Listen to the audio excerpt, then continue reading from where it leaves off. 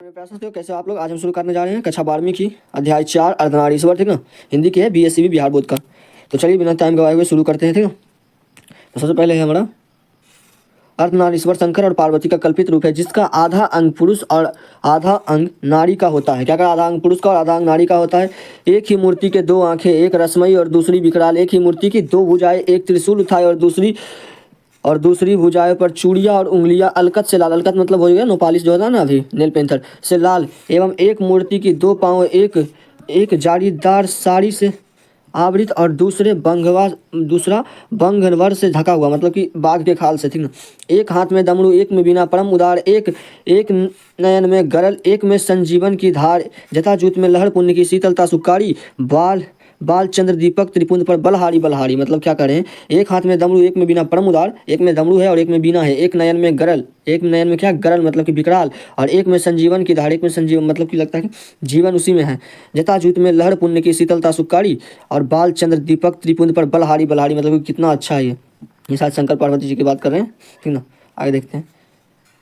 स्पष्ट ही यह कल्पना शिव और शक्ति के बीच पूर्ण समन्वय दिखाने के लिए निकाली गई होगी, किंतु इसकी सारी व्याप्ति या वहीं तक नहीं रुकती। अर्धनारीश्वर की कल्पना में कुछ इस बात को संकेत है कि नर नारी पूर्ण रूप से समान है एवं उनमें एक के गुण दूसरे के दोष नहीं हो सकते। बहुत अच्छा, सही बात बोले हैं। एक के गुण दूसरे के दोष नहीं हो सकते, अर्थात नरों में नारियों के गुण आए तो इससे उसकी मर्यादाहीन नहीं होती, बल्कि उनकी पूर्णता में वृद्धि होती है। बल्कि क्या होती है, उनकी पुण्य में वृद्धि होती है, ठीक ना, होती है। किंतु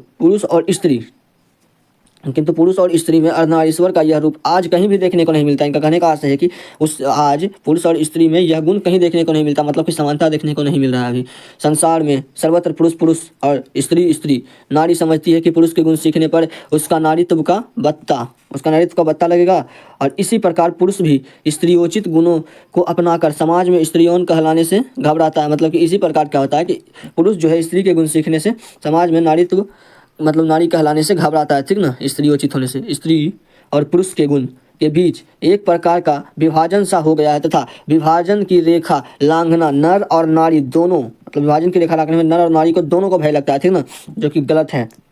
किंतु ऐसा लगता है कि गुणों का बंटवारा करते समय पुरुष ने नारी से उसकी राय नहीं पूछी।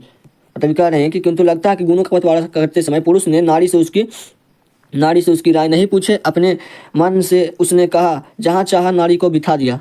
स्वयं तो वृक्ष बन बैठा और नारी को उसने लता बना दिया। क्या हुआ, वृक्ष कौन बन बैठा, ये सब व्यक्ति बात है। वृक्ष बन बैठा पुरुष और लता नारी को बना दिया, ठीक ना। अब आगे बढ़ते हैं। बना दिया, स्वयं तो वह वृंत बन गया और नारी को उसने कली मान लिया। तब से धूप पुरुष और चांदनी नारी होती है। तब से धूप पुरुष और चांदनी नारी होती है। चांदनी कौन होती है, नारी, और धूप पुरुष, ठीक है।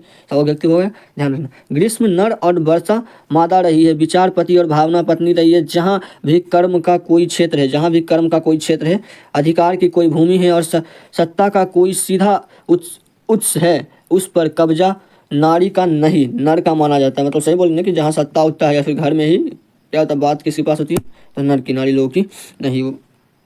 नर है विविधता का मुख्य तंतुबा, जो वस्त्र बुनकर तैयार करता है। नारी का काम उस वस्त्र में छींटे डालना है, ठीक है। नर है कुदाल चलाने वाला बलशाली किसान, जो मिट्टी ताड़कर उन्हें उपजाता है।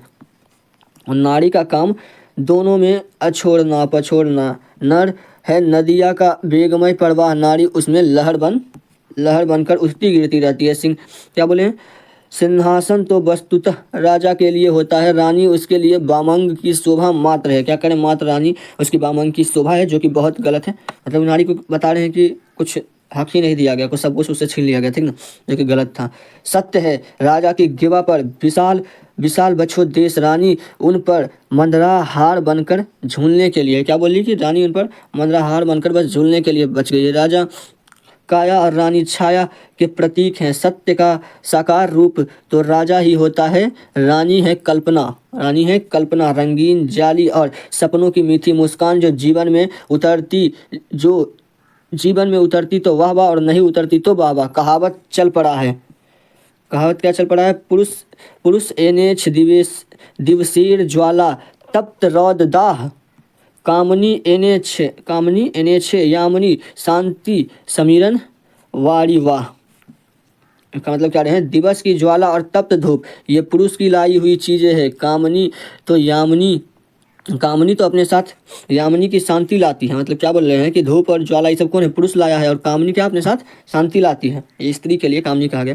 किंतु कवि की यह कल्पना झूठी है। यदि आदि मानव और आदि मानवी आज मौजूद होते तो ऐसी कल्पना से सबसे अधिक आश्चर्य उन्हें ही होता। मतलब करें कि आदि मानव और आदि मानवी अभी उपस्थित है, सबसे ज़्यादा आश्चर्य किसको लगता, उसी को लगता। और वो कदाचित कहते भी कि आपस में धूप और चांदनी का बंटवारा हमने नहीं किया था। वो कहते भी कि आपस में धूप और चांदनी का बंटवारा हमने नहीं किया था, हम तो साथ साथ जन्मे थे तथा धूप और चांदनी में वर्षा और आतप में साथ ही घूमते थे। क्या करें, वर्षा और आतप में साथ ही घूमते भी थे, बल्कि आहार संचय को भी हम साथ में ही निकलते थे। और अगर कोई जानवर हम पर टूट पड़ता तो हम एक साथ उसका सामना भी करते। मतलब कह रहे हैं कि उस समय जब हम आदि मानवी थे तो उस समय कोई जानवर हम पर टूट पड़ता तो एक साथ उनका हम सामना भी करते थे। हमने इस सबको नहीं पाता है, ठीक ना, सामना भी करते थे। उन दिनों नर बलिष्ठ और नारी जानवर, उन दिनों नर बलिष्ठ और नारी इतनी दुर्लभ नहीं थी। आहार के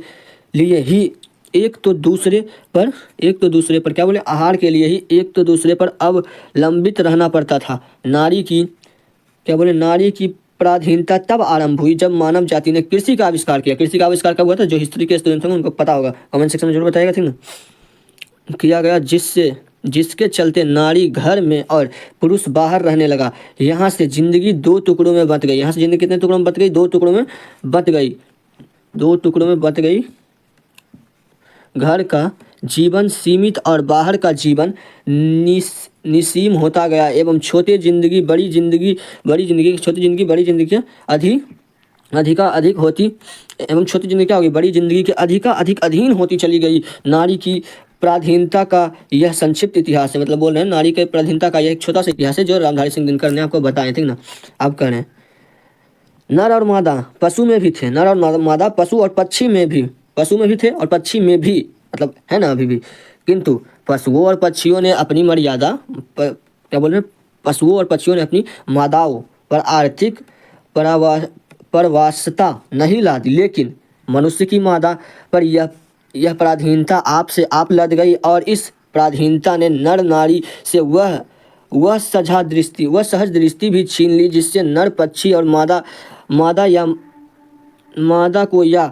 अपने नर को देखती है बाहर। मतलब कह रहे हैं कि उससे दृष्टि भी छीन ली। कृषि का विकास, ठीक ना, कृषि का विकास का पहला सोपान था, किंतु इस पहली ही सीढ़ी पर सभ्यता ने मनुष्य में भारी कीमत वसूल कर ली। लेकिन क्या बोले कि इस पहली ही सोपान पर मतलब सभ्यता कुछ मनुष्य को दी, लेकिन उससे बहुत बड़ी कीमत वसूल ली जो कि मनुष्य को अभी तक पता नहीं चला है। आज प्रत्येक पुरुष अपनी पत्नी को फूल का आनंदमय भार समझता है और प्रत्येक पत्नी अपने पति को बहुत कुछ उसी दृष्टि से देखती है जिस दृष्टि से लता अपने वृक्ष को देखती है। समझ रहे हैं ना क्या कहना चाह रहे। इस पराधीनता के कारण नारी अपने अस्तित्व की अधिकारिणी नहीं रही। उसके सुख और दुख, प्रतिष्ठा और अप्रतिष्ठा, यहाँ तक कि जीवन और मरण पुरुष की मर्जी पर टिकने लगे। उसका सारा मूल्य इस बात पर ठहरा कि पुरुषों की उसकी कोई आवश्यकता नहीं है। क्या बोले कि पुरुष को उसकी कोई आवश्यकता नहीं है।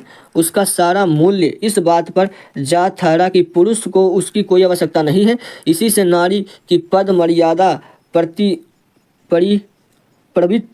मार्ग, क्या बोले, प्रवृत्त मार्ग के प्रचार से उठती है और निवृत्त मार्ग के प्रचार में गिरती है। जो परिवर्ती मार्गी हुए उन्होंने नारी को गले से लगाया और जो जीवन में आनंद चाहते थे उसने नारी को आनंद का खान थी। किंतु जो निवृत्त मार्गी, क्या बोले, निवृत्त मार्गी हुए उन्होंने जीवन के साथ नारी को भी अलग धकेल दिया। बताते हैं प्रवृत्त और निवृत्त मतलब क्या होता है। प्रवृत्त मार्ग मतलब वो होता है जो संसारिक जीवन में जीता है, जो गृहस्थ होता है, जो घर में जीता है। क्या ना, प्राचीन शास्त्रों में 4 बताए गए थे ये 4 गो वर्ण बताए गए थे। पहला आश्रम होता है ब्रह्मचारी का, मतलब उस समय शिक्षा ग्रहण किया जाता है। दूसरा होता है गृहस्थ आश्रम, जिसमें शादी करके जो लोग गृहस्थ में प्रवेश करता है। और तीसरा होता है वानप्रस्थ, और चौथा होता है संन्यास। तो प्रवृत्ति मार्गी जो होते हैं ना, ये चारों को अपनाते हैं, ठीक ना। तो ब्रह्मचारी में तो नहीं होगा, लेकिन ये जो एक गृहस्थ में जो चला जाता है, मतलब जो गृहस्थी होता है, जो शादी ब्याह करता है, उसको आप प्रवृत्ति मार्गी कह सकते हैं। और निर्वृत्त मार्गी क्या हुआ, जो ब्रह्मचर्य के बाद सीधा संन्यास ले लेता है, ठीक ना। जो सन्यासी हो जाता है, जिसको अब समाज से कोई मतलब नहीं है, जो समाज को मतलब त्यागता तो नहीं है, उसके भलाई के लिए उस मतलब ले लेता है संन्यास, ऐसा कुछ। तो उसने नारी को बिल्कुल का अलग ही धकेल दिया, उसको कोई मतलब नहीं है। लेकिन जो प्रवृत्त मार्गी हुए, उन्होंने नारी को क्या समझा, आनंद का खान समझा। क्यों समझा, इसका वर्णन ये आगे करते हैं, रामधारी सिंह दिनकर, देखते हैं, ठीक ना। हालांकि समझ में तो आ ही रहा होगा आप लोग को भी, क्योंकि नारी उनके किसी काम का चीज नहीं थी। को निर्वृत्त मार्गी के किसी काम का चीज नहीं था। निर्वृत्त मार्गी को उसी को कहा जाता है जो संसार से जिनको कोई लेना देना नहीं रहता, वो अलग मास्ता पर चलते हो, बैरागी हो जाते हैं, ठीक है ना। जैसे आप मान सकते हैं निर्वृत्त मार्गी कौन हो गए, तो आप मान सकते हैं जैसे एक समय के बाद तुलसीदास भी अपना घर छोड़ ही दिए थे, तो एक समय के बाद वो हो गए थे। लेकिन कुछ समय पहले वो प्रवृत्त मार्गी और निर्वृत्त मार्गी दोनों का उदाहरण आप तुलसीदास को ले सकते हैं, क्योंकि उनका शादी हुआ था, ठीक ना। उसके बाद वो एक समय के बाद फिर उन्होंने छोड़ दिया था सारा कुछ, और कहाँ चल गए थे, काशी, ठीक है। अयोध्या गए थे, उसके बाद काशी गए थे जी। फिर अब आगे चलते हैं। प्राचीन विश्व में जब वैयक्तिक मुक्ति की खोज मनुष्य जीवन की सबसे बड़ी साधारण मानी जाने लगी, मतलब सबसे बड़ी साधना मानी जाने लगी, यानी कि यही ना, प्राचीन समय में, प्राचीन विश्व में क्या हुआ था, जब मुक्ति जो था, जैसे कि मोक्ष, निर्वाण, बहुत अलग अलग धर्म में अलग, जैसे कि हिंदू धर्म में इसको बहुत चीज़ कहा जाता है, भगवत प्राप्ति कहा जाता है भक्ति मार्ग में, और ऐसे ज्ञान मार्ग में उसी को मोक्ष कहा जाता है, ब्रह्म दर्शन। और बौद्ध धर्म में उसको कहा जाता है क्या, निर्वाण। हिंदू धर्म में भी उसको मतलब कि ज्ञान मार्ग में निर्वाण कहा जाता है, और जैन धर्म में भी निर्वाण ही कुछ ऐसा कहा जाता है, और क्रिश्चियनिटी में कुछ और कहा जाता होगा, और इस्लाम में कुछ और मतलब होता है। तो जिसको पता होगा वो इसका भी कमेंट करके बता देना, ठीक है। तब जब वो सबसे बड़ा साधना माना जाने लगा था क्या, मनुष्य जीवन की खोज जब सबसे बड़ी साधना मानी जाने लगी, तब झुंड के झुंड विवाहित लोग संन्यास लेने लगे, और उनकी अभागिन पत्नियों के सिर पर जीवित वैधव, मतलब कि कह रहे हैं कि उनकी झुंड के झुंड सब क्या संन्यास लेने लगे, झुंड के झुंड लोग संन्यास लेने लगे, और अभागिन पत्नियों के सिर पर जीवित वैधव का पहाड़ टूटने लगा। जरा उन आंसुओं की कल्पना कीजिए जो उन अभागिनों की आंखों से बहते होंगे, जिनके पति परमार्थ लाभ के लिए उनको त्याग कर देते हैं। मतलब कि कह रहे हैं कि जरा उन पत्नियों के बारे में सोचिए जो परमार्थ लाभ के लिए अपने पत्नियों का त्याग कर देते हैं। जरा उस बेबसी को भी ध्यान में लाइए जो इस अनुभूति से उठती होगी कि आखिर जो संन्यास लेता है वो निष्ठुर है, कायर और कठोर नहीं। मतलब कि आखिर जो संन्यास, इस अभिव्यक्ति से सोचिए कि आखिर जो संन्यास लेता है वो निष्ठुर है, कायर और कठोर नहीं, बल्कि पुण्य आत्मा, साहसी और शायद सबसे बड़ा वीर है। मतलब ऐसा तो है भी, लेकिन यहाँ कह रहे हैं कि लेकिन उनके बारे में भी सोचिए जरा। जब आप शादी किया भाई, नहीं करो, अगर तुमको संन्यास लेना है शादी मत करो, अगर कर लिया तो तुम छोड़ा क्यों। मतलब यही रामधारी सिंह दिनकर बताना चाह रहे हैं। और फिर कहते हैं कि कर लिया उसके बाद छोड़ दिया, अब वो कहता है कि हम साहसी और वीर हैं। ये कोई वीरता हुई, साहसी और वीर हैं। और हाय रे नारी जो इन परिस्थितियों में हार कर स्वच्छा अपने आप को समूची ही पुण्य की बाधा और पाप की खान मारकर पछाड़ खाकर रह जाती है। बोलती है, नारी को बोलती है, पुरुष तो ऐसे कर लेता है, वो बेचारी कर भी कर सकती है, तो खुद को पाप का खान मान लेती है और जीवन भर खुद को कोसती रहती है और कैसू रह लेती है। अब देखिए, बुद्ध और महावीर ने कृपा करके नारियों को भी भिक्षुणी होने का अधिकार दिया था, किंतु यह अधिकार भी नारी के हाथों सुरक्षित न रह सका। यह अधिकार भी नारी के हाथों सुरक्षित न रह सका, मतलब कि बोले कि हर अधिकार दिए थे, लेकिन यह अधिकार नारी के हाथों सुरक्षित नहीं लगा। जैन के बीच जब दिगंबर संप्रदाय निकला, तब धर्मचार नारियों की भिक्षुणी होने की बात से घबरा उठे। मतलब धर्मचार क्या थे, जैन समुदाय में जब दिगंबर थे तो नारियों की भिक्षुणी होने के बाद से कौन, धर्माचार्य थे, उसमें जो आचार्य थे वो घबरा उठे, और धर्म पुस्तक में उन्होंने एक नए नियम का विभाजन किया कि नारियों का भिक्षुणी होना व्यर्थ है, क्योंकि मोक्ष नारी जीवन में नहीं मिल सकता। मोक्ष नारी जीवन में नहीं मिल सकता। बताइए क्या लिख रहे हैं, सब ऐसा नहीं है, सबको हो सकता है। नारी घर में ही रहकर दान पुण्य करे और उस दिन की प्रतीक्षा करे जब उनका जन्म पुरुष योनि में होगा। और क्या करें, उस दिन का प्रतीक्षा करे जब उनका जन्म पुरुष योनि में होगा। जब वो पुरुष होकर जन्मेगी संन्यास में तभी ले सकेगी। मतलब कि कह रहे हैं कि जब वो पुरुष योनि में जन्मेगी तभी वो संन्यास ले सकेगी, उन्हें मुक्ति भी मिलेगी। और कह रहे हैं कि तभी उनको मुक्ति भी मिलेगी। और बौद्ध ने भी एक दिन, और बौद्ध ने भी क्या बोला, बुद्धा भगवान जो बुद्ध थे ना, वो भी एक दिन क्या बोले, आयुष्मान आनंद से ईषत् पश्चात के साथ कहा, बहुत ही पश्चाताप के साथ कहा, मैंने जो धर्म चलाया था 5 सहस्त्र वर्ष तक चलने वाला था, किंतु अब यह केवल 500 वर्ष चलेगा, क्योंकि नारियों को मैंने भिक्षुणी होने का अधिकार दे दिया है। गौतम बुद्ध तो ज्ञानी थे, कुछ सोच समझ के बोलेंगे, लेकिन यहाँ पर रामधारी सिंह दिनकर को उनकी ये बात भी अच्छी नहीं लगी कि नहीं, ये बात भी ठीक नहीं है। धर्म साधक महात्मा और साधु नारियों से भय खाते थे। विचित्र बातें तो यह है कि इनमें कई महात्माओं ने तो ब्याह भी किया और फिर नारी की निंदा भी की। नहीं, ये गलत है। जब ब्याह किया तो नारी की निंदा की। कबीर साहब का एक दोहा मिलता है क्या, नारी तो हम हूँ कहें तब न किया विचार, और जब जानी तब पड़ी हरी नारी महाविकार। अभी कह रहे हैं कि नारी से शादी तो हम भी किए, तब न किया विचार। उस समय नहीं सोचे। जब जानी पड़ी हरी, जब जाने पड़ी हरि को, यानी कि परम ब्रह्म को, ठीक ना, जब जाने भगवान को, तो नारी महाविकार, तब समझ में आया कि नारी जो है महाविकार है। अब ये बता रहे हैं कि नारी की यह आलोचना हमारे अपने काल तक भी पहुंची है। क्या बोले, बनारद शाह ने नारी को आरोहिणी और नर को आहर माना है। आरोहिणी और नर को क्या माना है, आहर माना है। नारी को आरोहिणी और नर को आहर माना क्या हो जाता है। आरोहिणी मतलब क्या होता है, वो हिरन और हिरनी जो होता है ना, उसको। तात्पर्य यह है कि अहेरनी के पास से बचकर चलना चाहिए। अहेर को अहेरनी के पास से बहुत बचकर चलना चाहिए। बहुत नीचे के स्तर पर कुछ ऐसे प्रतिक्रिया उनकी पंक्ति में भी है जो नारी को नागिन या जादूगरनी समझते हैं। लेकिन ये सब झूठी बातें हैं जिनकी इजाद पुरुष इसीलिए करता है कि उनसे उनकी अपनी दुर्बलता अथवा कल्पित श्रेष्ठता के दुलारने में सहायता मिलती है। असल में विकार नारी में नहीं है और नर में भी, तथा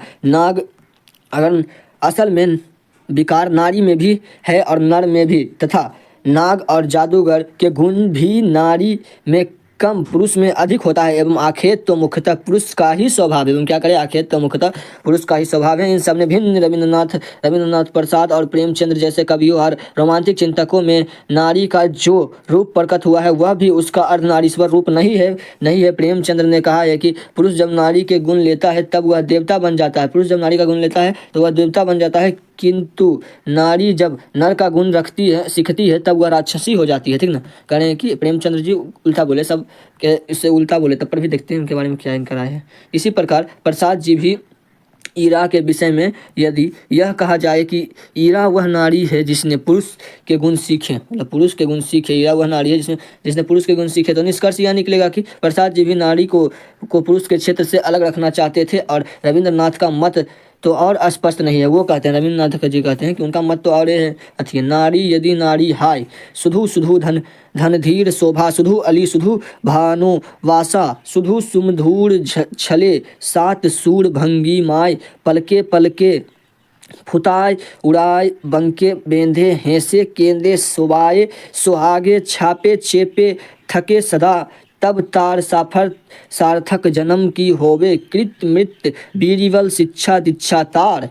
अब देखिए इसका अर्थ क्या है वो बताए हुए हैं। अर्थात नारी की सात्करता उसकी भंगिमा और मोहक आकर्षक होने में है। केवल पृथ्वी की शोभा, केवल पृथ्वी की सेवा, केवल प्रेम की प्रतिमा बनने में, काम कीर्ति बीरबल और शिक्षा दीक्षा लेकर वह क्या करेगी। मतलब कह रहे हैं कि काम कीर्ति बुद्धि शिक्षा दीक्षा मतलब ताकत, ये सब लेकर नारी क्या करेगी। उसकी शोभा क्या बता रहे हैं, भंगिमा मोहक और आकर्षक होने में, जो कि निंदनीय ही है। रविन्द्रनाथ टैगोर इतने महान व्यक्ति हुए पर पता नहीं उनकी भी सोच ये चीज़ को लेकर नहीं बदल पाई और उन्होंने भी कुछ से कुछ लिख दिया। मेरा अनुमान है कि ऐसी परिस्थितियों को लनाए अभी भी बुरा नहीं मानती। अभी भी मतलब ऐसी परिस्थितियों को लनाए भी नारी सब अभी बुरा नहीं मान रहे। पता नहीं कब आँख खुलेगा। सदियों की आदत और अभ्यास से उनकी अंतर्मन भी यही कहता है कि नारी जीवन की सार्थकता पुरुष को रिझाकर रखने में है। यह सुनना उन्हें बहुत अच्छा लगता है कि नारी स्वप्न है, नारी सुगंध है, नारी पुष्प है, कि पुष्प की बाह पर झूलती हुई जूड़ी की क्या है, माला है। नारी नर के वक्ष स्थल पर मंदरा का हार है, किंतु यही वह पराग है जिसे अधिक से अधिक उड़ेल कर हम नवयुग के पुरुष नारियों के भीतर उठने वाले स्वतंत्रता की संफुलिंगों को मंग रखना चाहता है। ठीक ना, मतलब कह रहे हैं कि ये सब तो बहुत गलत है। और स्त्री को भी अभ्यास अब ऐसा हो गया कि उसको ये सब सुनना बहुत अच्छा लगता है कि वह सुगंध है, नारी पुष्प है, नारी कुछ वक्ष स्थल पर मंदरा रही हार है, ये सब सुनना अब उसको भी अच्छा लगने लगा है। ये बता रहे हैं कि अभ्यस्त हो गए ये सब। ठीक ना, अब आगे देखते हैं।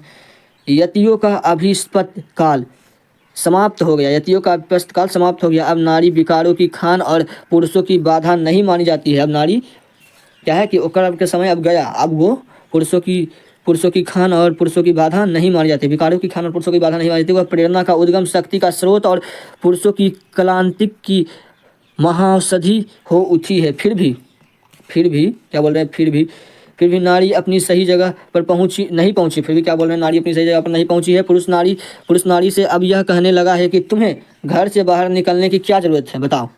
तुम्हें घर से बाहर निकलने की क्या जरूरत है, कमाने को मैं अकेला ही काफ़ी हूँ। तुम्हें घर में बैठे खर्च किया करो, तुम घर में बैठे खर्च किया करो, किंतु इतना यथेष्ट नहीं है। मतलब बताओ, वो काहे नहीं कमा सकती है, उसका अधिकार का हनन हुआ। और क्यों कहता है, सबसे बड़ा चाल तो ये है, इसको समझो, इसका बारे में भी बताएं रामधारी सिंह दिनकर। नारियों की सोचना चाहिए कि पुरुष ऐसा कहता क्यों है, क्यों कहता है भाई। स्पष्ट ही इसीलिए कि नारी को वह अपनी क्रीड़ा की वस्तु मानता है, मतलब कि अपने उपयोग का, आराम की समय अपने मनोविनोद का साधन समझता है। क्या बोलता है कि नारी को वो अपने आराम के समय मनोविनोद का साधन समझता है, इसीलिए वह नहीं चाहता है कि आनंद की इतनी अच्छी मूर्ति पर थोड़ी सी भी धूल या थोड़ा सा भी धुआं धब्बा जमे। अब बताओ, इतने इसके पीछे कितना बड़ा कायरता छुपा हुआ है। सुन के तो लगा था कि कह रहा है कि मत जाओ कमाने, ये वो, तो मतलब बहुत अच्छा बात था, हम कमा के देंगे। लेकिन इसके पीछे असल में उसका कायरता, धूर्तता, यानी चोरी, मूर्खता, ये सब छिपी हुई थी। इसलिए वो बोलता है कि तुम क्या कर लोगी कमा के, घर में रहो, ठीक ना। ये सब तो ऐसा नहीं होना चाहिए। अभी भी जो बच्चे पढ़ रहे हैं वो समझिए, समझदार बनिए, ठीक ना। नारी और नर एक ही द्रव्य की ढली दो प्रतिमाएं हैं। आरंभ में दोनों बहुत कुछ समान थे। आज भी प्रत्येक नारी में कहीं ना कहीं कोई एक प्रछंद, कहीं ना कहीं क्या बोल रहे हैं, कोई एक प्रछंद, कहीं ना कहीं कोई एक प्रसन्न नर, और प्रत्येक नर में कहीं ना कहीं एक छिन्न नारी छिपी हुई है। मतलब कह रहे हैं कि आज भी छिपी हुई है, और जो कि बहुत अच्छा है। किंतु सदियों से नारी अपने भीतर के नर को और नर अपने भीतर के नारी को बेहतर दबाता आ रहा है। परिणाम क्या हो गया, अब उसका अभ्यास हो गया दबाने का। परिणाम यह है कि आज सारा जमाना ही मर्दाना मर्द और तानी औरत का जमाना हो गया है। बताइए, हो उठाया सही में भाई। कभी कभी किसी के पास जाएंगे, मतलब कुछ बातचीत करने के लिए, तभी मतलब कुछ ऐसा बात रहा ना जो कि औरत का रहा था, कि इज्जत नहीं वाला बात सुनता है। और कभी कभी कोई लड़की या फिर कोई, तो वो सब तो ज़्यादा वो नहीं करते, लेकिन जब कोई लड़का होगा जो जाती होगी औरतों के बीच बैठने के लिए, तो हो जाता है कभी कभी सब बोलता है। मतलब सब भाव उसके मन में छिपा हुआ है, जो कि समय समय पर प्रकट होते रहता है। परंतु इतना कर्कश और कठोर हो उठा है, पुरुष इतना कर्कश और कठोर हो उठा है कि युद्ध में अपना रक्त बहाते समय उसे यह ध्यान ही नहीं रहता कि रक्त के पीछे जिनका सिंदूर बहने वाला है उनका क्या हाल होगा। मतलब कह रहे हैं कि पुरुष इतना कर्कश हो जाता है अपने पुरुषता को दिखाने के लिए, अपने पुरुषत्व को दिखाने के लिए, कि मतलब कि युद्ध में जो रक्त बहाने जाता है, लड़ने उड़ने जाता है, तो उसको ध्यान नहीं रहता कि उसके पीछे भी कोई है जिसका सिंदूर भी बह जाता है। मतलब अगर कुछ हुआ तो। अब आगे देखिए, और न सिंदूर बहाने वालों की को इसकी फिक्र की, और नहीं तो उन जगहों पर तो उनकी राय खुले जहां सिंदूर पर आफत आने का आशंका हो, ठीक ना। कह रहे हैं कम से कम कहूँ नहीं बोलते, कम से कम अवसर जगह तो बोले जहाँ लड़ाई झगड़ा होता है, ठीक ना।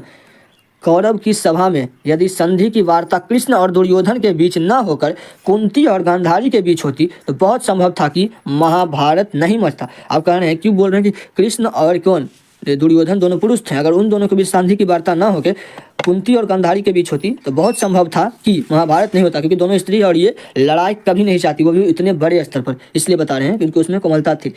आप देखिए आगे क्या बोल रहे हैं, नहीं होती तो बहुत संभव था कि महाभारत नहीं होती, किंतु कुंती और गांधारी तब भी निश्चेष्ट थी और आज भी निश्चेत है। मतलब कुंती और गांधारी के तरफ बहुत सारा, मतलब स्त्री को सबसे उसको संबंधित किए, बोले कि आज भी निश्चेत है, अभी भी उसको कोई फर्क नहीं पड़ रहा है। बल्कि द्वापर से कली काल तक पहुँचते हुए अपने भीतर की नरसता को और भी अधिक दलन कर चुकी। मतलब कि द्वापर से तो कलयुग तक पहुँचते वो और भी कुछ लगभग दब ही गया है, अधिक दलन चुकी है।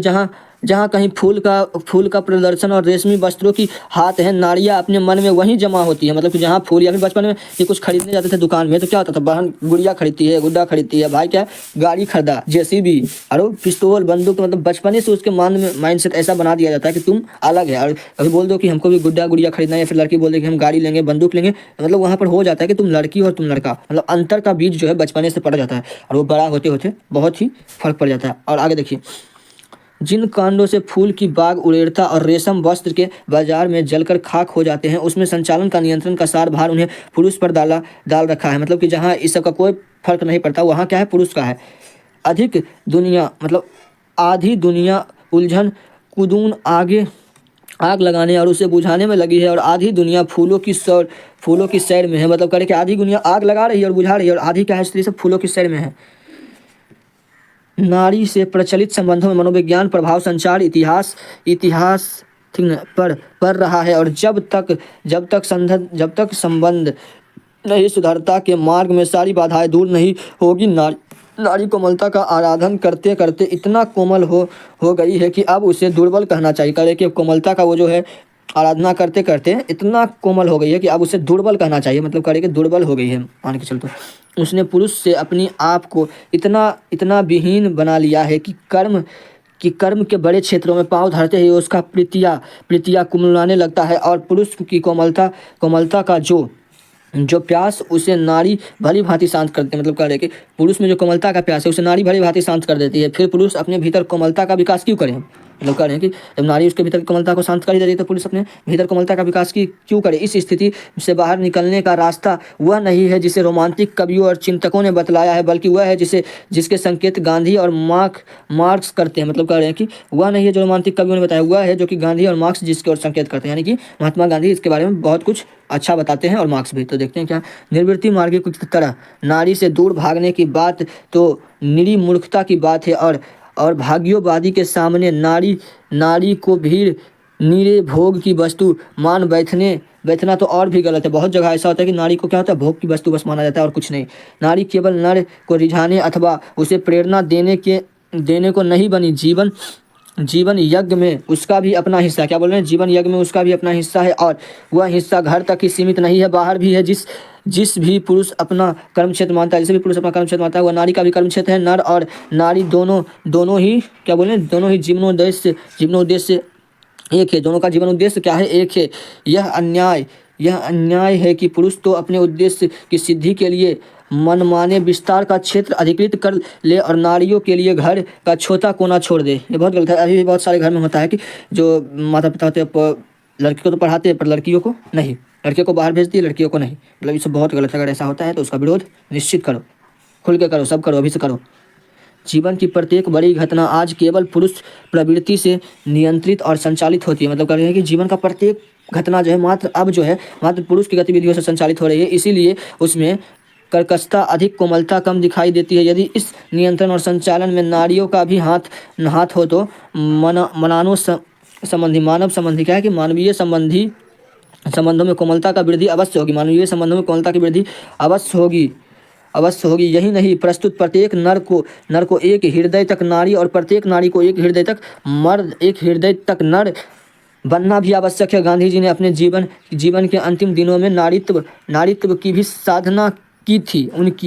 उनकी क्या बोले, उनकी पोती ने उन पर जो पुस्तक लिखी है उसका नाम है बापू मेरी माँ है, दया माया सहनीता और क्या, भीरुता। दया माया सहनीता और भीरुता ये स्त्रीयोचित गुण कहे जाते हैं, यानी कि दया हो, माया हो, सहनीता मतलब कि सामंजस्यता हो, और भीरुता हो मतलब कि वीरता मतलब बुरा नहीं, मतलब दृढ़ता शायद होता है इसका अर्थ, वीरता कहे जाते हैं। किंतु क्या इन्हें अंगीकार करने में पुरुष के परोस में कोई दोष आने वाला है? क्या पुरुष को दया नहीं करना चाहिए? तो पूरा गलत बात है भाई, करना चाहिए। दया माया और सहनीता ही नहीं, भीड़ता का भी एक अच्छा पक्ष है जो मनुष्य को अनावश्यक विशाल से बचाता है। क्या बोल रहे हैं कि जो मनुष्य को अनावश्यक विनाश से बचाता है। उसी प्रकार अध्यायवश साहस और शूरता का वर्णन करने के लिए नारीत्व का मर्यादा नहीं घटती। इसी प्रकार से साहस और का इस सब का अति करेगी, साहस दिखाएगी तो नारी तो उसका मर्यादा नहीं घटेगा भाई, ऐसे बता रहे हैं हमारे सिंह।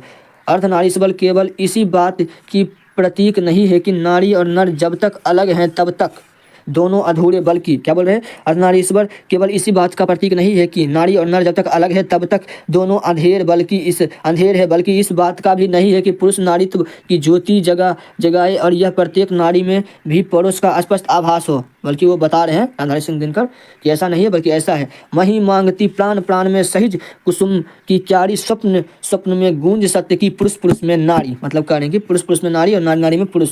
रामधारी सिंह दिनकर का ये लेखन है कि दोनों बराबर हो, दोनों में समान गुण हो, मतलब स्त्रीयोचित गुण जिसे कि कहा जाता है। जैसे देखिए स्त्रीयोचित गुण और स्त्री दोनों में दो चीज़ हो गया, ठीक ना, जहाँ तक हम पढ़े हैं बता सकते हैं। स्त्रीयोचित गुण और स्त्री में दोनों में दो चीज़ हो गया। गुण क्या हो गया स्त्री का, और पुरुष गुण क्या हो गया। पुरुष गुण जो होता है उसे साहस का प्रतीक माना जाता है, और स्त्री गुण जो होता है उसे दया का, सहनीयता का, और ये सब माना जाता है। तो बता रहे हैं कि बहुत प्राचीन काल में ऐसा था, ठीक ना, लेकिन बीच में आते आते मध्यकालीन समय, मतलब ये बहुत कुछ जो चेंज हो, प्राचीन काल से चेंज होते जा रहा था। जैसे बुद्ध जैन के बारे में बता रहे थे ना, उसी समय से ये चेंज होते जा रहा था। लेकिन ये यहाँ मध्य युग आते आते ये पूरी तरह से चेंज हो गया। और फिर करें कि आधुनिक युग आते आते अब इस समय आते आते थोड़ा सा बदला, लेकिन अभी भी कुछ लोग ऐसे थे, जैसे रविंद्रनाथ टैगोर का ये उदाहरण भी दिए, जो कि महान व्यक्ति थे। उनका प्रतिभा का भी उदाहरण देते हुए कहते हैं कि उनके भी इस विचार से हम सहमत नहीं है, वो भी नारीत्व के बारे में गलत ही बताएं। तो इसी प्रकार से इस चैप्टर को अंतिम में बापू के विचारधारा से सहमत करते हुए, यानी कि महात्मा गांधी की विचारधारा से सहमत करते हुए, जो कि पुरुष थे, लेकिन अंतिम में नारी के भी गुण को उन्होंने नारीत्व का अर्थ किया, यानी कि एक माँ की तरह बन के सभी के साथ रहे। मतलब होता है ना, बचपन में बहुत जगह देखे होंगे महात्मा गांधी का फोटो सभी के साथ, तो उसमें क्या होता, बचपन में करें यानी कि बुजुर्ग में, तो एक का थे वो माता बने हुए थे, यानी कि सबके मतलब कि उस समय वो उस गुण के ओर चल रहे थे, उस रास्ते पर चल रहे थे कि हम स्त्रीयोचित गुण भी सीखें। ठीक है, तो इसी के साथ हमारा ये आज का अध्याय खत्म हुआ। और जिसको चैप्टर अच्छा लगा हुआ तो वीडियो को लाइक कर देना, और मन हो तो चैनल को सब्सक्राइब भी कर देना, ताकि अगला वीडियो आप तक पहुंच जाए, ठीक ना। और इसके साथ हम बता देना चाहते हैं कि उसने कहा था और बातचीत, और उसके बाद जो था संपूर्ण क्रांति, वो हमने पढ़ा दिया है। प्लेलिस्ट में उसका लिंक मिल जाएगा डिस्क्रिप्शन में, ठीक ना। तो वहाँ से आप जाके देख लीजिएगा। इसी प्रकार से पूरा कंप्लीट कोर्स हिंदी का चला रहे हैं, जो कि लगभग 15-20 दिन में पूरा हम खत्म कर देंगे। तो रोज़ एक वीडियो डालते हैं, ठीक है। रोज़ जाता है 3 बजे, ठीक ना, 3 PM में रोज़ एक वीडियो चैनल पे आ जाता है, तो आप लोग वहीं से देख लेना, ठीक है। और कोई भी क्वेश्चन रहे तो, या फिर कोई भी अगर कहीं पर भी कोई दिक्कत हुआ है तो कमेंट बॉक्स में आप लिखना, उसको हम सुधारने की कोशिश अवश्य करेंगे। कोई क्वेश्चन हो तो आप पूछ सकते हो, और अगर कुछ बोलते बोलते अगर कुछ गलत शब्द अगर मेरे जुबान से निकले